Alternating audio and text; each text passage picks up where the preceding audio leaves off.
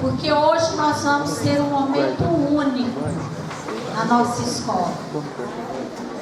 Deus nos presenteou com o Marcelo, com o Everton, com a Edna, com o Gabriel, para falar para nós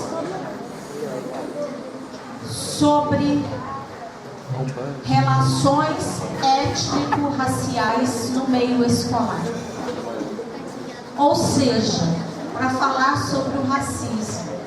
Porque racismo na nossa escola... É interessante porque o ensino, ele não deve ficar só permeado na escola. É escola e sociedade juntos. Então, a nossa difundir o nosso patrimônio.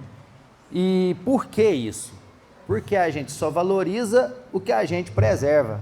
Mas para preservar, a gente tem que... As crianças brancas e as filhas delas ficavam no chão. Olha lá, é ali que está mostrando como que era naquela época. Pode ver, ela está com um olhar tristinho, né? Olhando para a filhinha dela, que está chorando para ser amamentada. Mas não pode ser que elas eram obrigadas a amamentar os filhos. Uma escultura de arte, né? Então hoje, quem aí tem vontade de ter seu próprio negócio? Não trabalhar para ninguém? Pois é. Tanto de gente que legal.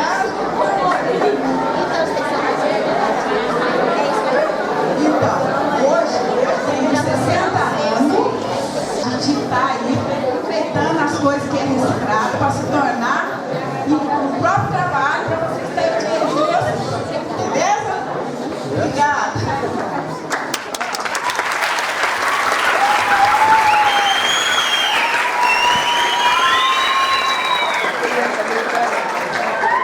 É isso aí, pessoal. É muito interessante. Quando todas essas culturas, elas entram em contato, cada uma oferece aquilo que tem de mais representativo ou que tem de melhor, e todas elas... Macarrão.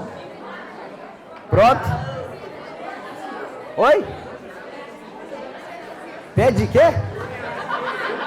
Quando eu falo a palavra Japão, o que vem na cabeça? Japonês, sushi, anime, certo?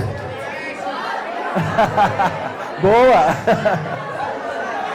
Quando eu falo, peraí, quando eu falo a palavra Afeganistão,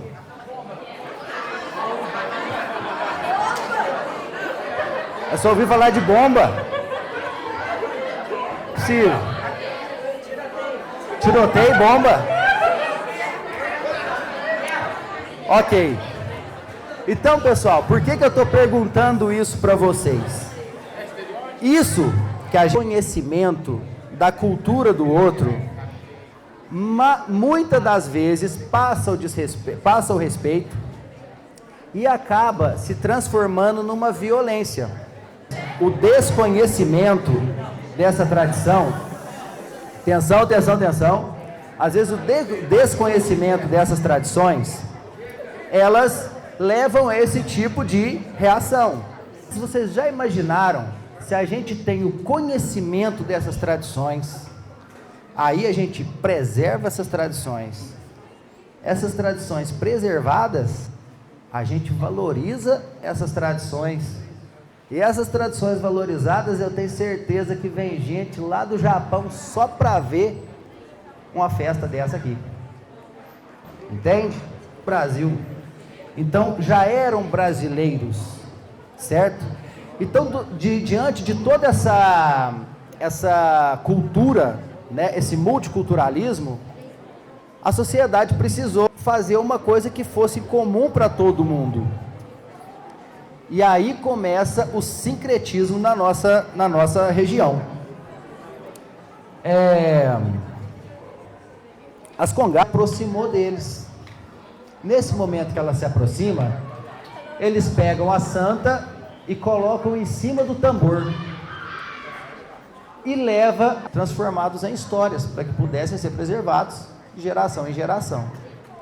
E a gente pode ver que primeiro chegaram os congos, Não chegaram os negros ou os africanos, chegaram os congos, né? Depois, a gente tem mais um momento muito interessante, que é a música. Sem a música, a santa não ouvia. Que liga o ser terreno com o ser divino, certo? A gente vai ver música na igreja católica, a gente vai ver música no candomblé, a gente vai ver música na congada, a gente vai ver música na igreja evangélica, a gente vai ver música no santo daime, a gente vai ver música em tudo quanto é lugar. Ou seja, a música, ela faz essa ligação. E uma coisa interessante do sincretismo, que é uma história de união, não é uma história de segregação, certo? Quem aqui já ouviu falar do Zumbi dos Palmares? Vai todo mundo? E quem aqui já ouviu falar do Chico Rei? Opa! Teve gente ali, ó. Né? Deixa eu ouvir ali. Quem foi o Chico Rei? Pode falar.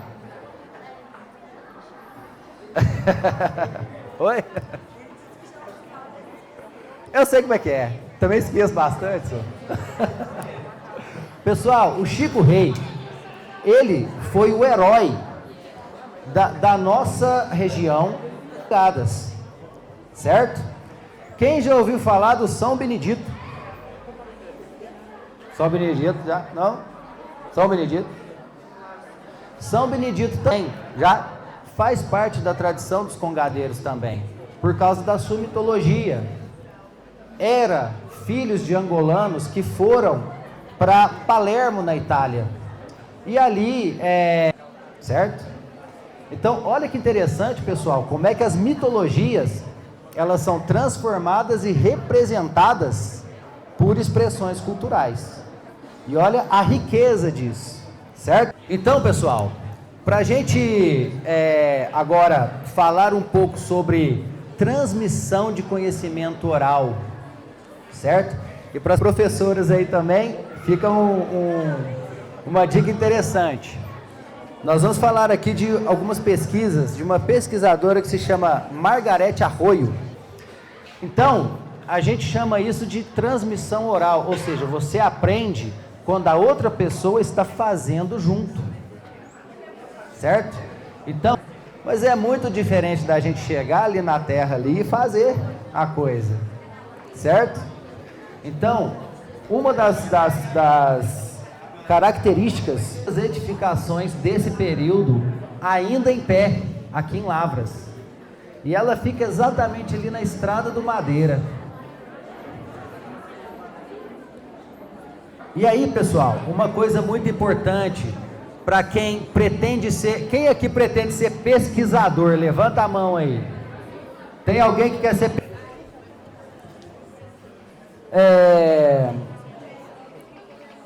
Temos o projeto Lavras Registra, para quem aqui gosta de criar documentários, fazer entrevistas, pesquisas.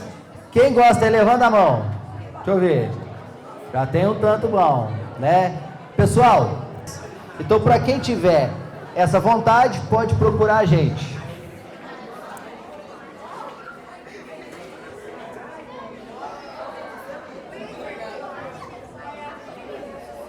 Gosta de cantar, pessoal? Quem aqui é músico, canta ou toca algum instrumento? Levanta a mão aí.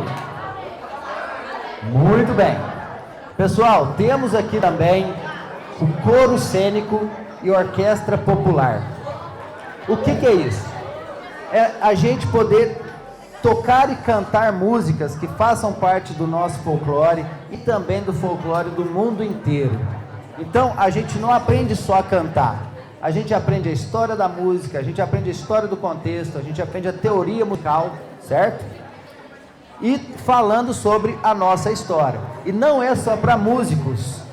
Se tiver alguém que gosta de declamar poesia em Madeira, que fica ali na Estrada do Madeira, e que é um dos únicos lugares de Lavras preservados da origem de Lavras, ok? Pessoal, temos muito mais histórias para poder contar para vocês sobre a história de Lavras. E, mais uma vez, a gente queria reiterar que, para a gente poder fazer para a constituição de uma sociedade mais justa, mais igualitária, mais plural e com equidade racial. Ok? Muito obrigado.